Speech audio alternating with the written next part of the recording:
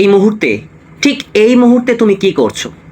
তুমি কি নিজের ঘরের দরজা বন্ধ করে বালিশে মুখ গুজে কাঁদছো, নাকি ফোনটা হাতে নিয়ে বারবার একটা লাস্ট সিন চেক করছো? তোমার বুকের বাঁ দিকটায় একটা অসহ্য যন্ত্রণা হচ্ছে, তাই না? মনে হচ্ছে কেউ যেন একটা বিশাল বড় পাথর তোমার বুকের ওপর চেপে বসিয়ে দিয়েছে, আর তুমি শ্বাস নেওয়ার জন্য খাবি খাচ্ছ। তুমি একটা লম্বা মেসেজ টাইপ করছো, তুমি চাইছো তোমার বুকের ভেতর জমে থাকা এই সমুদ্রের মতো কষ্টটা ওকে শব্দ দিয়ে বোঝাতে।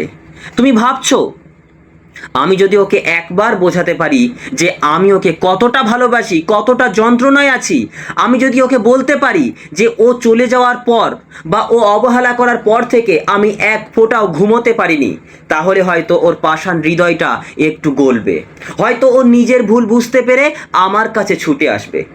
যদি তুমি এই আশায় তোমার চোখের জলেকে স্ক্রিনের ওপর ঢেলে দিতে থাকো, তবে আমি তোমাকে অনুরোধ করছি, ব্যাক স্পেস চেপে ওই মেসেজটা এখনই মুছে ফেলো, ফোনটা দূরে ছুঁড়ে ফেলে দাও, কারণ আজকের এই ভিডিওটা তোমার জীবনের সবচেয়ে বড় থাপ্পড় হতে চলেছে। আজকের থাম্বনেলটা খুব ভালো করে পড়েছো নিশ্চয়ই। কি লেখা আছে তাতে? তাকে নীরবতা উপহার দাও, সে যন্ত্রণায় ছটফট করবে। একদম 100% খাঁটি কথা। শোনো বন্ধু, একটা রাস্তার কুকুর যখন ঘেউ ঘেউ করে তখন মানুষ তাকে পাথর ছুঁড়ে তাড়িয়ে দেয়, কিন্তু একটা রয়্যাল বেঙ্গল টাইগার যখন শিকারের সামনে দাঁড়িয়ে একেবারে স্তব্ধ হয়ে যায়, তখন সেই পিনপতন নীরবতায় শিকারের বুকের রক্ত জল হয়ে যায়। তুমি কুকুর নও যে ঘেউ ঘেউ করে কেঁদে কেটে নিজের অস্তিত্ব প্রমাণ করবে, তুমি হলে সেই বাঘ। তাই আজ আজ আমি তোমাকে কোনো সান্ত্বনা দেব না, তোমার চোখের জল মোছাবো না। আজ আমি তোমাকে মনস্তত্ত্ব বা সাইকোলজির এমন এক ভয়ঙ্কর এবং গভীর জাদুর প্রয়োগ শেখাবো, যা শোনার পর তোমার এই বোবা আর্তনাদ চিরকালের মতো স্তব্ধ হয়ে যাবে।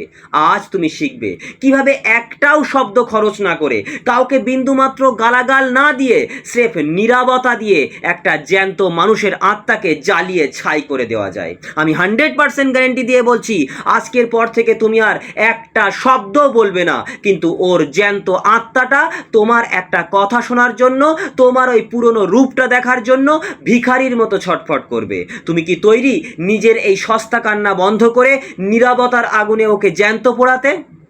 বলো বন্ধু, তুমি কি তৈরি? তাহলে একটা সেকেন্ডও স্কিপ করো না, কারণ আজ আজ আমরা মানুষের মস্তিষ্কের সবচেয়ে অন্ধকার গোলকধাঁধা প্রবেশ করতে চলেছি।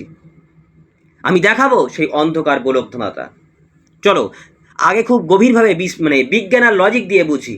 তুমি চিৎকার করছো কেন? কেন চিৎকার করছো? তুমি বারবার যোগাযোগের চেষ্টা করছো, বারবার যোগাযোগের চেষ্টা করছো কেন?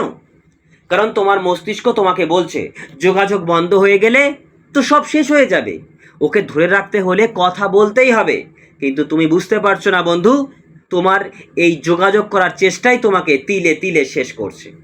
তুমি যখন কাউকে বোঝানোর চেষ্টা করো যে তুমি কতটা কষ্টে আছো, তখন সাইকোলজিক্যালি তুমি ওকে তোমার চেয়ে অনেক ওপরের একটা সিংহাসনে বসিয়ে দাও। চলো মানুষের মস্তিষ্কের সেই 5টি ভয়ঙ্কর সাইকোলজি দিয়ে ব্যাপারটা একদম শেকড় থেকে বুঝি।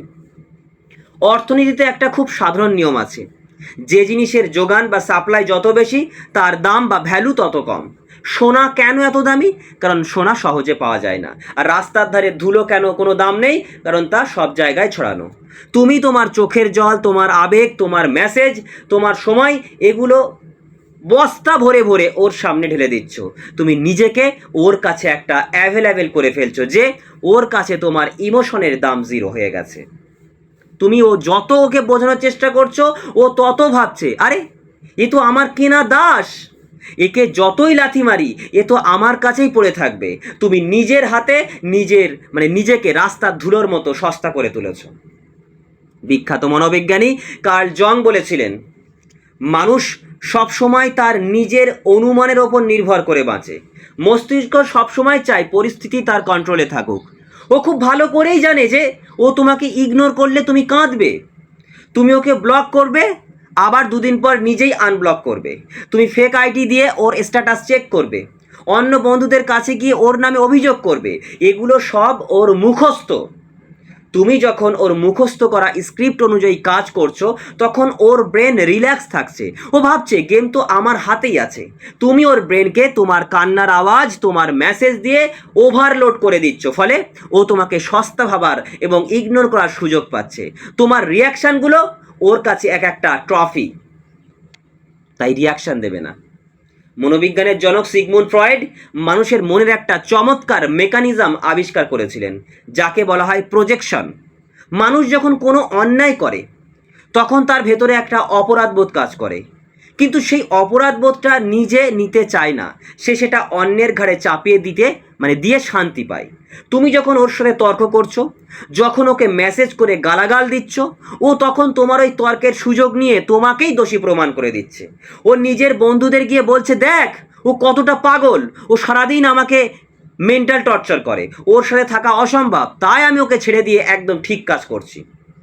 দার্শনিক ওশো একটা চরম সত্য কথা বলেছিলেন, তুমি যখন কাউকে গালাগাল দাও বা তার সাথে তর্ক করো, তখন তুমি আসলে তাকে নিজের অপরাধ ঢাকার একটা অজুহাত তুলে দাও। তোমার একটা মেসেজ, তোমার একটা দীর্ঘশ্বাস ওর অপরাধ বোধের ওপর মলমের মতো কাজ করছে বন্ধু, মলমের মতো। তুমি কি এটা বুঝতে পারছো না? মনোবিজ্ঞানী BF স্কিনার ইঁদুর এবং পায়রার ওপর গবেষণা করে অপারেন্ট কন্ডিশনিং আবিষ্কার করেছিলেন, যেটা আমাদের পশ্চিমবঙ্গের সিলেবাসে দেওয়া আছে, 12-এর সিলেবাসে। ঠিক আছে, অপারেন্ট সিস্টেমের কথা আলোচনা করেছিলেন মনোবিদ স্পিনার। তো সেখানে তিনি দেখিয়েছেন যে আমরা যদি কারুর কোনো একটা খারাপ কাজে পুরস্কৃত করি, খারাপ কাজকেও যদি পুরস্কৃত করি, তবে সে সেই খারাপ কাজটাই বারবার করবে। সে তোমাকে অবহেলা করছে, তোমাকে কাঁদিয়েছে, এটা হলো তার খারাপ কাজ, আর তুমি সেই অবহেলার উত্তরে তাকে আরও বেশি অ্যাটেনশান দিচ্ছ, তাকে মেসেজ করছো, তাকে কল করছো। তোমার এই অ্যাটেনশানটা হলো তার কাছে পুরস্কার, রিওয়ার্ড পাচ্ছে সে। তুমি অবচেতনভাবে ওকে ট্রেনিং দিচ্ছ যে তুমি আমাকে যত বেশি অবহেলা করবে, আমি তোমাকে তত বেশি অ্যাটেনশান দেব। তুমি নিজেই নিজেকে ওর ইমোশনাল দাস বানিয়ে ফেলেছো। তুমি রাতে ঘুমাতে পারছো না, কেন জানো? কারণ তুমি ওর মুখ থেকে একটা উত্তর শুনতে চাইছো। ও কেন এমন করলো? আমার ভালোবাসায় কি কোনো কমতি ছিল? মনোবিজ্ঞানী ব্লুমা জেগ্রাইনের থিওরি অনুযায়ী মানুষের মন অসম্পূর্ণ কাজ নিয়ে সবচেয়ে বেশি ভাবে। ও তোমাকে কোনো উত্তর না দিয়ে হঠাৎ করে ছেড়ে দিয়ে একটা অসম্পূর্ণতা তৈরি করেছে, আর তুমি সেই উত্তরের আশায় ওর কাছে বারবার ফিরে যাচ্ছ। কিন্তু মহাপণ্ডিত চাণক্য বলেছিলেন, যে সাপের বিষ দাঁত তুমি একবার দেখতে পেয়েছো, সেই সাপকে বারবার আদর করতে যাওয়াটা হলো আত্মহত্যার সমান। তুমি তো ওর আসল রূপটা দেখে নিয়েছো, তুমি তো জেনে গেছো ও কতটা স্বার্থপর। তাহলে তুমি কোন উত্তরের আশায় বারবার ওই বিষাক্ত সাপের গর্তেই হাত ঢোকাচ্ছ? বলো, কোন শর্তে, কোন আশায়? তো সব তো বুঝলে তুমি। এবার একবার নিজের ঘরের আয়নার সামনে গিয়ে দাঁড়াও তো, নিজের ওই শুকনো মুখটার দিকে তাকাও, চোখের নিচের ওই কালো দাগগুলোর দিকে তাকাও। এই মানুষটাকে কি তুমি চেনো, যেটা আয়নার মধ্যে দেখতে পাচ্ছ? এই মানুষটা কি তুমি? যে মানুষটার একটা আত্মসম্মান ছিল, একটা জেদ ছিল, যার একটা হাসিতে গোটা ঘর আলো হয়ে যেত। সে আজ একটা ভিখারি হয়ে গেছে।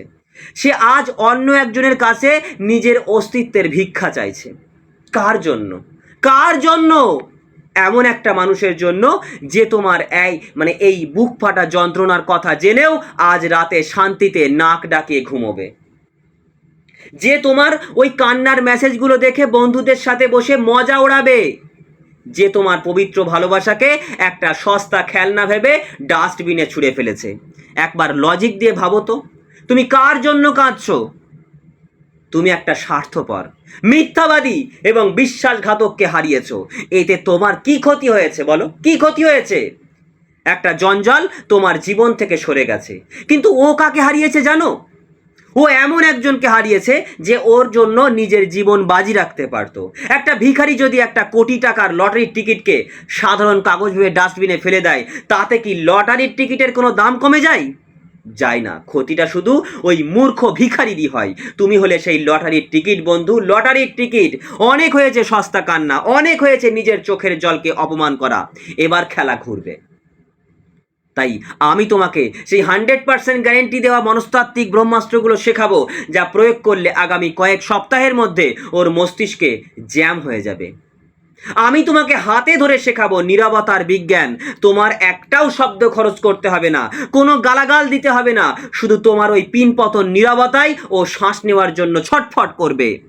আমি তোমাকে দেখাবো কিভাবে 5টি ধাপে ওর ইগো ভেঙে গুড়িয়ে যাবে এবং ও তোমার কাছে ভিখারির মতো ফিরে আসতে বাধ্য হবে। তুমি কি তৈরি? তুমি কি তৈরি ওকে নীরবতার উপহার দিয়ে জ্যান্ত পোড়াতে? তুমি কি তৈরি নিজের সস্তা কান্নার দিন শেষ করে একজন রাজা বা রানীর মতো নিজের সিংহাসন দখল করতে? যদি তোমার ভেতরে একটু আত্মসম্মান বেঁচে থাকে, যদি তোমার রক্তে একটু জেদ বাকি থাকে, তবে এখনই কমেন্ট বক্সে তোমার জীবনের সবচেয়ে বড় হুঙ্কারটা আমাকে জানিয়ে দাও। কি লিখবে? আমি নীরবতাকে বেছে নিলাম, এবার তার কাঁদার পালা। কি বললাম বুঝতে পেরেছো বিষয়টা? তুমি এতক্ষণ ভিডিওটি দেখছো, তাই তোমাকে স্বাগত জানাই। কেননা তুমি প্রস্তুত তোমার ওই পুরনো দুর্বল ইমোশনাল আমিটাকে গলা টিপে মেরে ফেলে একজন অজেয় শিকারীর রূপে জন্ম নিতে। তো প্রথম সমাধান, আজ থেকে তোমার সবচেয়ে বড় হাতিয়ার হবে দ্য ল অফ ভ্যাকুয়াম বা মহাশূন্যতার নীতি। বিজ্ঞান বলে প্রকৃতি কখনো শূন্যতা পছন্দ করে না। যখনই কোথাও শূন্যতা তৈরি হয়, তখন আশেপাশের বাতাস পাগলের মতো সেই শূন্যতা পূরণ করার জন্য ছুটে আসে। আর ঠিক এই বিজ্ঞানের নিয়মটাই এবার আমরা তোমার জীবনে আর ওই মানুষটার ব্রেনে প্রয়োগ করব। এতদিন তুমি কি করেছিলে? তুমি ওর দিকে ফিরে তাকাচ্ছিলে, মেসেজ করছিলে, খোঁজ নিচ্ছিলে। তুমি তোমার উপস্থিতির একটা দম বন্ধ করা পরিবেশ তৈরি করে রেখেছিলে। ওর ব্রেন জানতো ও হাত বাড়ালেই তোমাকে পাবে। তুমি ছিলে ওর পকেটে থাকা একটা নিশ্চিত গ্যারেন্টি। তাই আজ এই মুহূর্ত থেকে তুমি এমন একটা নীরবতা তৈরি করবে যা মহাশূন্যের মতো অন্ধকার আর গভীর। তোমার তরফ থেকে সম্পূর্ণ শূন্যতা। কি হবে? নো কল, কোনো কল করবে না। নো মেসেজ, কোনো মেসেজ দেবে না। নো সোশ্যাল মিডিয়া স্ট্যাটাস, কোনো স্যাড সং নয়, কোনো মোটিভেশনাল কোটও নয়, কিচ্ছু দেবে না। আর নো ব্লক, নো আনব্লক। ওকে ব্লক লিস্টে রেখে স্পেশাল ফিল করানোর কোনো দরকার নেই। ও যেমন আছে থাক, শুধু তুমি অদৃশ্য হয়ে যাও। তুমি এমনভাবে স্তব্ধ হয়ে যাও যেন তুমি এই পৃথিবী থেকে গায়েব হয়ে গেছো। তোমার এই পিনপতন নীরবতা ওর ব্রেনে একটা বিশাল ভ্যাকুয়াম তৈরি করবে, আর তারপর শুরু হবে সাইকোলজির সবচেয়ে ভয়ঙ্কর খেলা। তুমি কি জানো, ড্রাগ বা নেশাগ্রস্ত মানুষকে যখন রিহাবে রাখা হয় এবং হঠাৎ করে তার ড্রাগ বন্ধ করে দেওয়া হয়, তখন তার শরীর কি হয়? তার ব্রেনে উইথড্রয়াল সিমটম দেখা দেয়। সে যন্ত্রণায় ছটফট করে পাগলের মতো ড্রাগ খোঁজে। ওর কাছে তুমি ছিলে সেই ড্রাগ। তুমি যখন ওকে মেসেজ করতে, ওর কাছে ভিক্ষা চাইতে, তখন ওর ব্রেনে ডোপামিন খাওয়ানো হতো আর ওর ইগো স্যাটিসফাই হতো। আজ যখন তুমি হঠাৎ করে এই ড্রাগের সাপ্লাই বা তোমার অ্যাটেনশনটা পুরোপুরি বন্ধ করে দেবে, তখন ওর মস্তিষ্ক পাগল হয়ে যাবে। ওর ব্রেন চিৎকার করে উঠবে, কি ব্যাপার? যে মানুষটা আমার একটা হাসির জন্য পাগল ছিল, সে হঠাৎ উধাও হয়ে গেল কেন? ও কি আমাকে সত্যি সত্যি ভুলে গেল? ও কি আমার চেয়েও ভালো কাউকে পেয়ে গেল? এই হাজারটা প্রশ্নের শূন্যতা তুমি তৈরি করলে। এই শূন্যতাই এবার সাইকোলেনের রূপ নেবে। ওর বুকের ভেতর একটা তীব্র আতঙ্ক শুরু হবে। এগুলো আমার কোনো মন গড়া কথা নয় বন্ধু, এগুলো হচ্ছে মনস্তত্ত্বের গভীর বিশ্লেষণ। মনস্তত্ত্বের কথা, এগুলো মিলবেই মিলবে। 100% কেন, 1000% মিলবে। চলো, বিশ্বাস হচ্ছে না তো? তোমাকে একদম স্ক্যান করে দেখিয়ে দিই তোমার এই নীরবতার ফলে আগামী কয়েক সপ্তাহে ওর মস্তিষ্কে ধাপে ধাপে কী ধরনের পারমাণবিক বিস্ফোরণ ঘটবে। প্রথম ধাপ, রিলিফ বা স্বস্তি। 1 থেকে 2 সপ্তাহ। প্রথম 2 সপ্তাহ বা 1 সপ্তাহ খুব আনন্দে থাকবে। ও ভাববে, যাক বাবা, আপদ বিদায় হয়েছে, আর রোজ কান্নাকাটি শুনতে হবে না। ও নিজের নতুন স্বাধীনতাটা খুব উপভোগ করবে। ও বন্ধুদের সাথে ঘুরবে। ও ভাববে ও জিতে গেছে। তুমি এই সময়টা শুধু শান্ত হয়ে বসে খেলা দেখবে। দ্বিতীয় ধাপ, 3 সপ্তাহ পার হওয়ার পর ওর ব্রেনে প্রথম ধাক্কাটা লাগবে। ওর অবচেতন মনে কিন্তু অ্যালার্ম বাজবে। কিরে, এত দিনেও ও একটাও মেসেজ করলো না কেন? ব্যাপারটা কি? ও তো আমাকে ছাড়া এক মুহূর্ত থাকতে পারতো না। এই কৌতূহল থেকে ও ফেক আইডি দিয়ে বা অন্য বন্ধুদের মাধ্যমে তোমার খোঁজ নেওয়ার চেষ্টা করবে। ও খুঁজবে তুমি কোনো দুঃখের স্ট্যাটাস দিচ্ছ কিনা। তৃতীয় ধাপ, যখন ও দেখবে তোমার প্রোফাইলে কোনো দুঃখ নেই, তুমি দিব্যি নিজের মতো আছো, তুমি কাজ করছো, আর ওর জন্য তোমার এক ফোঁটাও ভ্রুক্ষেপ নেই, তখন শুরু হবে আসল খেলা। এর জন্য তোমাকে মিনিমাম তো 21 দিন সময় দিতেই হবে, তার আগে তো খেলা ঘুরবেই অবশ্যই। ওর ব্রেনে ডোপামিন পুরোপুরি ক্রাশ করবে, ওর ইগোতে একটা হাতুড়ির ঘা পড়বে, ওর মনে হবে আমি কি ওর জীবনে এতটাই মূল্যহীন হয়ে গেলাম, ও আমাকে ছাড়া বাঁচতে শিখে গেল। এই যে কনফিউশন ওকে রাতের পর রাত জাগিয়ে রাখবে। তারপরে কি হবে দেখো, ও তো ভেবেছিল তোমাকে ছেড়ে নতুন কারোর সাথে গিয়ে খুব শান্তিতে থাকবে, কিন্তু তুমি যখন ফিরে তাকাচ্ছ না, তখন ওর ব্রেন কাজ করবে দ্য ফ্যান্টম এক্স সিনড্রোম। ও অন্য মানুষের চোখের দিকে তাকিয়ে তোমার ওই পুরনো ভালোবাসাটা খুঁজবে, আর শূন্যতা ছাড়া কিছুই পাবে না। এই ধাপে ওর সমস্ত অহংকার ধুলোয় মিশে যাবে। ও তোমার ওই বরফের মতো ঠান্ডা নীরবতা সহ্য করতে না পেরে তোমার একটা রিয়াকশন পাওয়ার জন্য ভিখারির মতো মরিয়া হয়ে উঠবে। তারপর কি হবে দেখো, তারপর ও কোনো সাধারণ ছুতোই, যেমন কেমন আছো বা আমার ওই জিনিসটা কি তোমার কাছে আছে, তোমার সাথে এরকমভাবে তোমার সাথে কথা বলার চেষ্টা করবে। ও জ্যান্ত পূর্বে এটা ভেবে যে ও নিজের হাতে একটা মহামূল্যবান হিরে ড্রেনে ফেলে দিয়েছে। তাই আমি তোমাকে 100% গ্যারান্টি দিচ্ছি বন্ধু, তুমি যদি নিজের জেদ ধরে রাখতে পারো, ও তোমার এই নীরবতায় ছটফট করতে বাধ্য। কিন্তু বন্ধু, সবচেয়ে বড় পরীক্ষাটা তো হবে সেদিন, যেদিন ও ভিখারির মতো তোমার ওই নীরবতার দেওয়াল ভাঙতে আসবে। সেদিন তুমি কি করবে? তুমি কি গলে গিয়ে আবার পুরনো জায়গায় ফিরে যাবে?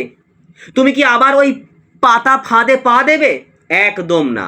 সাইকোলজিতে একটা চরম অস্ত্র আছে, যাকে বলা হয় গ্রে রক মেথড বা ধূসর পাথরের নীতি। একটা রাস্তার ধারে সাধারণ ধূসর পাথরকে দেখে তোমার কি কোনো ইমোশন হয়? না, তুমিও ঠিক ওর কাছে ওই অনুভূতিহীন পাথর হয়ে যাবে। ও যদি মেসেজ করে, তুমি সেই মেসেজ দেখবে কিন্তু কোনো রিপ্লাই করবে না। ও যদি ফোন করে, রিং হয়ে কেটে যাবে, তুমি রিসিভ করবে না। আর যদি সামনাসামনি দেখাও হয়ে যায়, তুমি ওকে কোনো গালি দেবে না, কোনো রাগ দেখাবে না। তুমি শুধু চোখের দিকে তাকিয়ে একটা তাচ্ছিল্যের হাসি হাসবে, আর অত্যন্ত প্রফেশনাল বোরিং গলায় বলবে, আমি খুব ব্যস্ত আছি, পরে কথা বলবো। কি বলবে? আমি খুব ব্যস্ত আছি, পরে কথা বলবো। ব্যাস ব্যাস, এই একটা বাক্য, এই অনুভূতিহীন আচরণ ওর জ্যান্ত আত্মাকে চিরে দেবে। ও বুঝবে নীরবতা দিয়ে তুমি ওকে তোমার জীবন থেকে চিরকালের মতো ডিলিট করে দিয়েছো। ও যাতে তোমার দিকে এগোতে চাইবে, যত চাইবে, তুমি তত একটা অদৃশ্য দেওয়াল হয়ে ওর সামনে দাঁড়িয়ে থাকবে।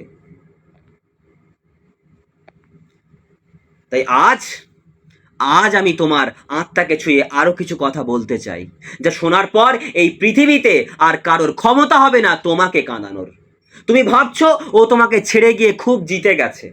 শোনো বন্ধু, একটা সমুদ্র যখন গর্জন করে, যখন বিশাল বিশাল ঢেউ আছড়ে পড়ে, তখন মানুষ পাড়ে দাঁড়িয়ে ছবি তোলে, মজা দেখে, কারণ গর্জন করা সমুদ্রকে কেউ ভয় পায় না। কিন্তু একটা গভীর মহাসাগর একদম স্তব্ধ হয়ে যায়, পিনপতন নীরব হয়ে থাকে, তখন বড় বড় জাহাজের নাবিকদেরও বুকটা কেঁপে ওঠে, কারণ তারা জানে এই ভয়ঙ্কর নীরবতার নিচেই লুকিয়ে আছে পৃথিবীর সবচেয়ে বড় সুনামি। তোমাকে আজ ওই স্তব্ধ মহাসাগর হতে হবে বন্ধু, স্তব্ধ মহাসাগর। তোমার এই নীরবতা কোনো দুর্বলতা নয়, এটা হলো তোমার ভেতরের সুনামি। যে মানুষটা তোমার কান্নার আওয়াজকে নাটক ভেবে হাসতে হাসতে চলে গেছে, আজ থেকে কয়েক মাস পর যেদিন ওর নতুন জীবনের ওই মিথ্যা মোহটা কেটে যাবে, যেদিন ও স্বার্থের পৃথিবীতে ধাক্কা খাবে, সেদিন ওর মনে পড়বে তোমার কথা। সেদিন ও পাগলের মতো তোমার প্রোফাইল খুঁজবে। ও চাইবে তুমি অন্তত একটা গালি দাও, অন্তত একটু রাগ দেখাও, কারণ তোমার গালিটাও ওর কাছে একটা আশীর্বাদ হবে। কিন্তু সেদিন তুমি কি করবে জানো? সেদিন তুমি ওর কোনো মেসেজের উত্তর দেবে না, তুমি ওকে ব্লকও করবে না। তুমি শুধু তোমার ওই রাজপ্রাসাদের বারান্দায় দাঁড়িয়ে ওর ওই ভিখারির মতো আর্তনাদ শুনবে, আর একটা অদ্ভুত শান্ত হাসি হাসবে, আর খুব শান্ত গলায় নিজের মনে মনে বলবে, আমি তোমাকে আমার নীরবতা উপহার দিলাম, কারণ তুমি আমার শব্দের যোগ্য নও। এই একটা বাক্য ওর আত্মাকে চিরকালের মতো জ্বালিয়ে ছাই করে দেবে। ও সেদিন বুঝবে ভগবান জীবনে একবারই অলৌকিক আশীর্বাদ করেন, আর ও নিজের হাতে সেই আশীর্বাদকে গলা টিপে খুন করেছে। তাই আজ এই মুহূর্তে নিজের চোখের জল চিরকালের মতো শুকিয়ে ফেলো। তোমার শব্দ বড্ড দামি, একে ওই সস্তা বিশ্বাসঘাতকের পায়ে আর ছুঁড়ে ফেলো না। তাই ভিডিওটা ছেড়ে যাওয়ার আগে কমেন্ট বক্সে নিজের আত্মার এই নতুন জন্মের প্রথম হুঙ্কারটা দিয়ে যাও বন্ধু, গোটা মহাবিশ্ব যেন তোমার সেই নীরবতার আওয়াজ শুনতে পায়। নিজের সিংহাসনটা এবার শক্ত করে ধরো বন্ধু, চোখের জলটা মুছে ফেলো। খেলা তো সবে শুরু হলো, দেখা হচ্ছে বিজয়ের ওপারে। কি বললাম? খেলা তো সবে শুরু হচ্ছে, দেখা হচ্ছে বিজয়ের ওপারে। তাই ভিডিওর একদম শেষ প্রান্তে এসে আজ তোমাকে তোমার একজন বন্ধু হিসেবে, তোমার একজন শুভাকাঙ্ক্ষী হিসেবে একটা কথা বলতে চাই। একটু মন দিয়ে শোনো বন্ধু, এটাই শেষ কথা। এতক্ষণ তো আমরা তাকে পাগল করে দেওয়ার কথা বললাম, তার অহংকার ভাঙার কথা বললাম, কিন্তু জানো তো বন্ধু, তোমার জীবনের সবচেয়ে বড় জয়, সবচেয়ে সুন্দর প্রতিশোধ আসলে তাকে কাঁদানোতে নেই। সত্যি করে জয় হলো আয়নার সামনে দাঁড়িয়ে তোমার ওই নিজের হারিয়ে যাওয়া হাসিটাকে আবার ফিরে পাওয়াতে। হ্যাঁ, তোমার হাসি ফিরে পাওয়ার মধ্যে আমাদের সবচেয়ে বড় জয় লুকিয়ে আছে। তুমি অনেক কষ্ট পেয়েছো, এখনো অনেক কষ্টে আছো। একটা মানুষ তোমার মনটাকে দুমড়ে মুচড়ে দিয়ে গেছে। কিন্তু একটা কথা ভেবে দেখো তো, যখন সোনাকে আগুনে পোড়ানো হয় তখন সোনার কোনো ক্ষতি হয় না, বরং তার ভেতরের সব খাদ পুড়ে গিয়ে সে হয়ে ওঠে খাঁটি 24 ক্যারেট সোনা। তোমার জীবনে এই যে কান্নার ঝড়টা এসেছিল, এই যে যন্ত্রণার আগুনটা তুমি সহ্য করলে, এটা তোমাকে শেষ করার জন্য আসেনি। এটা এসেছিল তোমার ভেতরের আসল খাঁটি আর শক্তিশালী মানুষটাকে জাগিয়ে তোলার জন্য। ঈগল পাখিকে দেখেছো? যখন আকাশে ভয়ঙ্কর ঝড় ওঠে, কালো মেঘে আকাশ ঢেকে যায়, তখন সব পাখি ভয়ে নিজের বাসায় লুকিয়ে পড়ে। কিন্তু ঈগল সেই ঝড়ের মেঘের বুক চিরে তার উপর দিয়ে উড়ে যায়। তোমার জীবনের এই চোখের জলের ঝড়টা তোমাকে ওই ঈগলের মতো উড়তে শেখানোর জন্য এসেছিল। এবার তোমার ওড়ার পালা। ওই সস্তা মানুষের দেওয়া যন্ত্রণার মেঘকে অনেক নিচে ফেলে এবার তোমাকে, মানে তোমার ডানা, নিজের ডানা মেলার পালা। আজ রাতে যখন তুমি ঘুমাতে যাবে তখন বুকের বাঁ দিকটায় হাত রেখে একটা দীর্ঘ নিঃশ্বাস নেবে, আর ওই মানুষটাকে নিজের মন থেকে চিরকালের মতো ক্ষমা করে দেবে।